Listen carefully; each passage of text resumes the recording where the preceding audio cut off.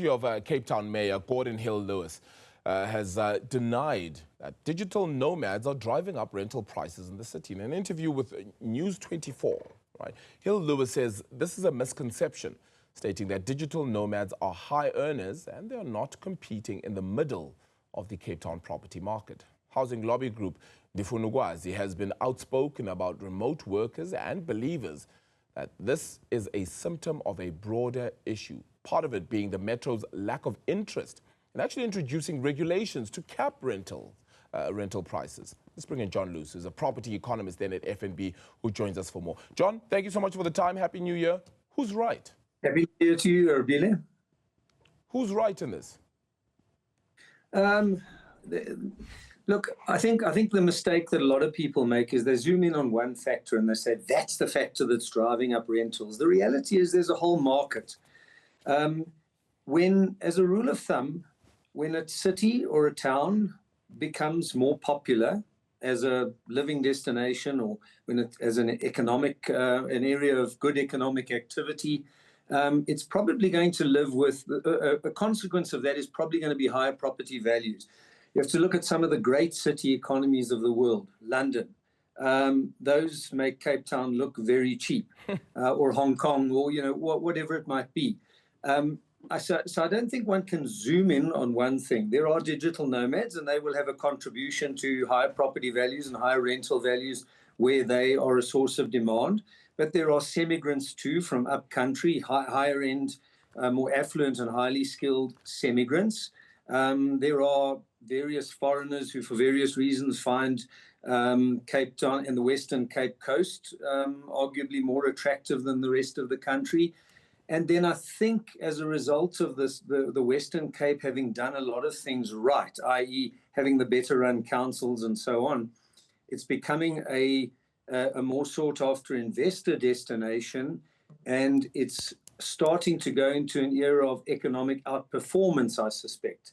And a better economy means more jobs and more affluence and more purchasing power and more residential demand. So a better economic performance, a more popular destination for living or tourism, whatever it might be, a lot of Airbnb investment because that's in demand. It all contributes to driving up prices. And then on top of that, Cape Town has always had more of a land supply constraint than, say, landlocked Gauteng. Sure. Gauteng can move out in all directions. Cape Town has the sea on a few sides, a mountain in the middle, quite high value farmland around it.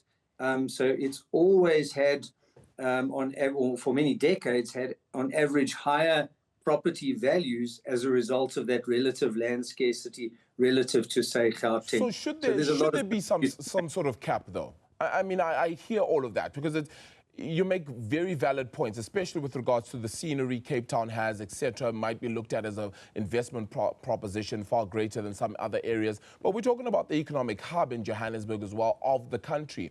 You might be talking about a lot more landscape and space when you go to areas like the Northwest or other areas as well within the country in Mpumalanga. Should there be a cap? I'm not convinced that works. Caps on various prices normally create shortages. Okay, higher rentals across, let's say, broader Cape Town, if they are to be higher than, say, the rest of the country, will probably ultimately lead to more property investment and more development of property.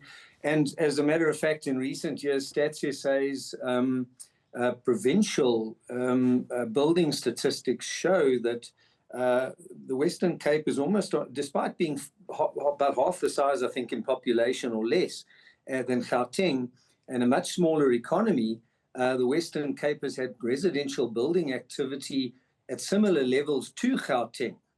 So I think that's the, you want to encourage more investment in residential property and expand the supply. Now, how do you do that? Well, it's probably not all going to be in the city bowl. It's going to be in other areas of Cape Town where you're going to have to start densifying now as well, because you can't just create urban sprawl. Land is scarce along transport corridors and alternative nodes. And I think what also is important is to try and reduce transport costs. You don't want a lot of people having to incur high transport costs. That is a problem in our cities. So you want to take a lot more of the economy away, not away from the city bowl, but where the economy grows, you want it to grow in newer nodes, decentralized nodes. So taking more of the economy to where people live elsewhere. I think that's the ultimate solution. John, the urban planning solution. But what about this then? If we want to compare to the rest of the world, of course, it becomes hard to do. But, you know, whether you go from Hong Kong to Singapore to the United States, particularly New York, then you go to London as well, the likes of Paris, etc. All those rental prices are fairly high when compared to the rest of the world. And that becomes the big issue. Is South Africa getting to a point where its property prices are also too high, particularly considering the amount of supply and demand in this country? Well, always debatable as to what's too high. I mean, we know we've got a housing shortage. We just know by looking at the number of informal settlements around, and that has to be addressed. So, you know, but, you know, if you don't want to, we also want job creation. Half the reason, you know, big part of the reason why we have a housing shortage is because a lot of people just don't have jobs. They don't have an income. They can't afford anything better, unfortunately, than an informal dwelling. So you want to boost your economy. You want to create more jobs. You want to reduce unemployment. But at the same time, that does often bring about higher property values too. So it's not an easy solution, but I think to cut off, you know, if you look at Cape Town and, you know, around the City Bowl area, very popular with tourists. So you know, it's not only about digital nomads. I don't think it's about a lot of Airbnb demand for tourists. Now, there's been talk of limiting the supply of Airbnb. Well, I don't know, you know, do we want to limit tourism? Because tourism is an important part of not only Cape Town's economy, but in other parts of the country too. And we want to boost that part of the economy, and we want to create jobs with it. So I just don't see these things as necessarily the ideal solution. To me, it's about being, you know, sort of moving bigger chunk of the economy to elsewhere in cities, decentralized nodes, long transport corridors, and creating higher density residential supply there near to those nodes, and taking the pressure off something like Cape Town CBD to be the big economy of Cape Town. Whereas you've got some places out on the Cape Flats which are literally dormitory towns with very little economy. I think that's a problem. So that's also not to say that digital nomads are not aiding in increasing pricing, but we're just saying they're not the only thing that's increasing pricing, correct?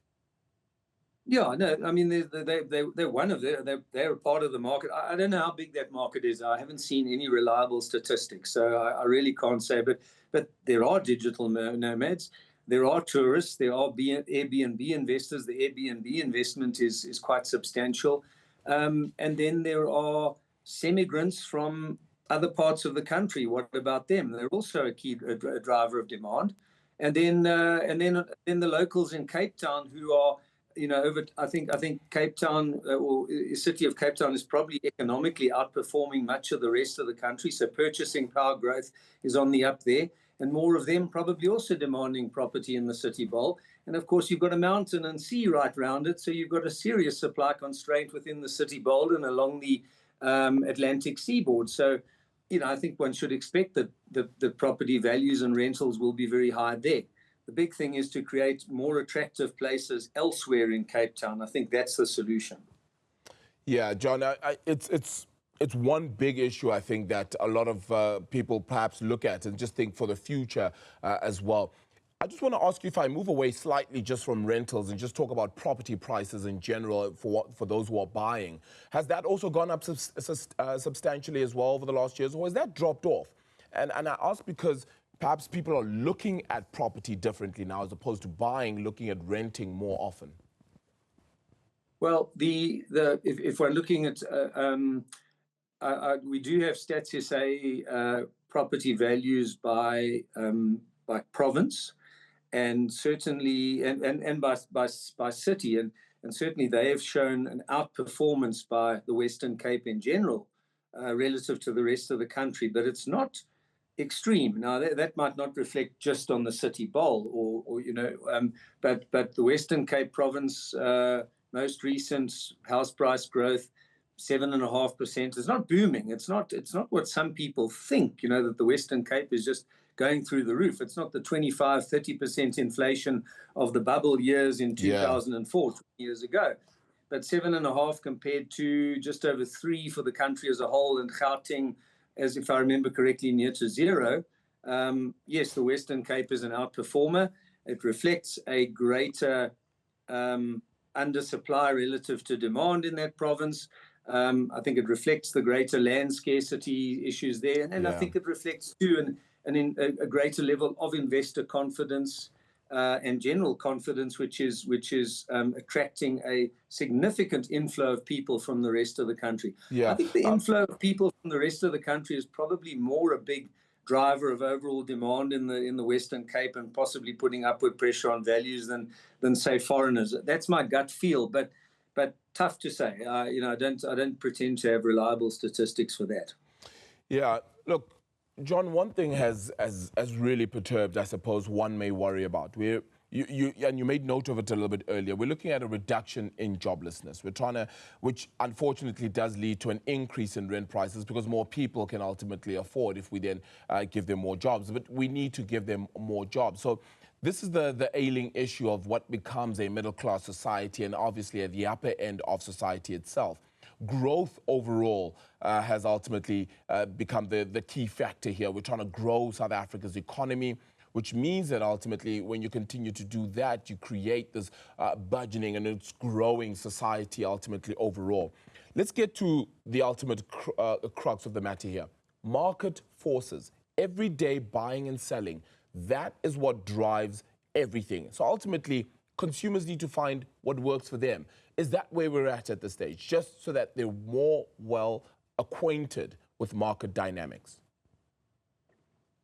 Yeah, sorry, I missed that. I had a technical problem there, Arabile. Just sum that up for me briefly. Just basically market dynamics. Do you think that we need more education in market dynamics when it comes to property? I think so, and I think we also need more education in dynamics of an economy. I think there are groups who get unhappy with say high rentals in city of Cape Town compared to the rest of the country. But I think we've always got to be careful what we wish for. You could have far lower rentals as is the case in certain other rather dysfunctional CBDs. Is that what we want? I don't think so. we want well-run and clean and good, well-managed CBDs with significant investment. Investments is generally good, and economic activity is good. But there are always consequences. Better economies will probably have higher property values. So I think there's a lot of education around that as well needed to understand, so that we don't have this knee-jerk reaction and say, right, let's put a cap on Airbnb. In other words, effectively restricting tourism accommodation, which might hamper the tourism sector and hamper job growth.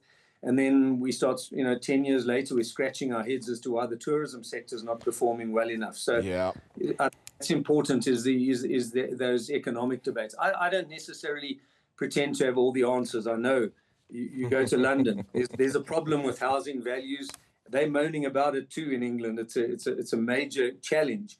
How you deal with it, though, is not necessarily just to put rental caps on things. Those often create those create lack of new property investment and shortages. John, it's often a different solution. Yeah. Look, very fascinating conversation. Appreciate the time, though, this morning. Thank you so much. Hopefully we'll chat again as well throughout the year. John Loos, property economist at FNB, joining us as we get into that property discussion, not just for the city of Cape Town and digital nomads, but really a factor of something that's happening broadly